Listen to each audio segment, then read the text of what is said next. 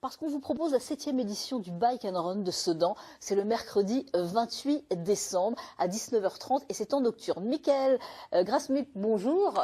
Bonjour Valérie. Vous êtes là pour nous parler parce que vous êtes l'organisateur de cette 7e édition du Bike and Run de Sedan. Ça tombe bien, c'est entre les deux réveillons, donc ça permet de faire un peu de sport. D'éliminer les fêtes de Noël et puis d'anticiper celle du Nouvel An. Donc...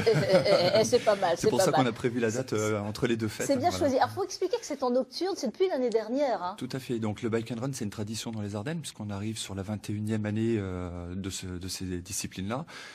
C'est 17 week-ends dans les Ardennes. Ouais. Et l'épreuve de Sedan organisée par le Team Sedan Triathlon a voulu l'originalité de le faire en milieu urbain pour mettre en valeur le patrimoine de Sedan. Et puis, on a tenté le défi l'année dernière de le faire de nuit, au lieu de le faire en plein jour. Et ça a bien marché. marché. Puis ça a plu. On a eu énormément de monde, énormément de familles qui viennent en couple avec les enfants et qui viennent découvrir. C'est à l'intérieur, c'est-à-dire du château fort, enfin dans la cour en tous les cas du château fort. Alors vous vous dites, oh bon, ça va durer 10 minutes, c'est dans la cour, ça va pas. Mais non, il y a 10 km. Hein. Voilà, il y a 10 km, donc c'est 3 fois le tour du château fort, du Palais des Princes et du Champ de Mars. Donc on est au cœur de la principauté de Sedan. On met en valeur. On découvre en plus, c'est magnifique. Voilà, on joue avec les éclairages naturels du château fort et puis on vient embraser un petit peu la cour intérieure au moment du départ avec des jeux de lumière. Voilà, pour vraiment une ambiance festive. Et c'est une autre ambiance, cette ambiance nocturne. Hein. C'est complètement différent.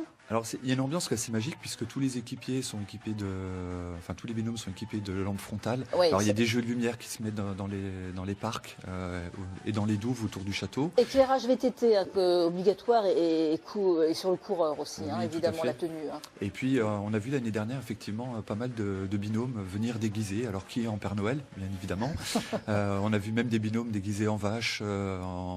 Ça c'est le conseil que vous pouvez donner pour s'amuser. C'est la fête. On est en fête de fin d'année, donc c'est l'occasion de clôturer l'année avec un aspect festif. C'est que 10 km, alors déjà 10 km, mais à deux, donc ça fait 5 km de course ou 5 km de VTT, puisque les gens échangent. Donc non, c'est accessible et puis on prévoit de prolonger un peu la soirée et garder le disque jockey dans les grandes salles du château. Donc on perd des calories mais on reprend tout après. On va les reprendre voilà. après. Donc vous le disiez, vraiment une ambiance formidable de nuit et avec ces déguisements conseillés et vous proposez justement une récompense pour le plus beau déguisement de binôme. Oui, tout à fait, mais ça sera la surprise. On va jouer sur le patrimoine et puis le terroir ardennais, parce qu'on l'a vu justement à l'instant sur les bonnes choses et puis du terroir gastronomique. Donc on remet toujours des choses dans ce domaine. À partir de quel âge on peut... C'est-à-dire que vous proposez en famille, vraiment d'y aller? On propose en famille. Le fait que ce soit de nuit, justement, on veut éviter que les enfants se blessent. Donc on accueille les enfants à partir de l'âge de 2003, donc à partir de 13 ans, donc des enfants qui sont déjà au niveau collège. D'accord. Voilà. Est-ce que c'est possible encore? Il reste des places pour s'inscrire? Oui. On a énormément d'inscriptions. On a limité pour l'instant les préinscriptions à 150 équipes. Mais voilà, pour l'instant, on a encore de la place. Bon, on a parlé nocturne. On va voir quand même des images aussi avant, justement, quand c'était la journée. Alors voilà, on découvrait aussi évidemment au maximum l'environnement, parce que c'est magnifique, ce château de Sedan. C'est vraiment à découvrir si vous ne connaissez pas. Donc voilà, là c'est pareil, le sport, on n'arrête pas pendant 10 km. Et puis le binôme est important, bien choisir son partenaire. Oui, puisque dans l'aspect règlement, je revois les paysages, mais sur le règlement, donc l'équipe doit rester ensemble, maximum 10 mètres, c'est un sport d'équipe. On ne pose pas le vélo contre un arbre ou contre un mur et on sauve, on reste vraiment ensemble. Et puis c'est un sport d'équipe sur des pratiques essentiellement de sport individuel.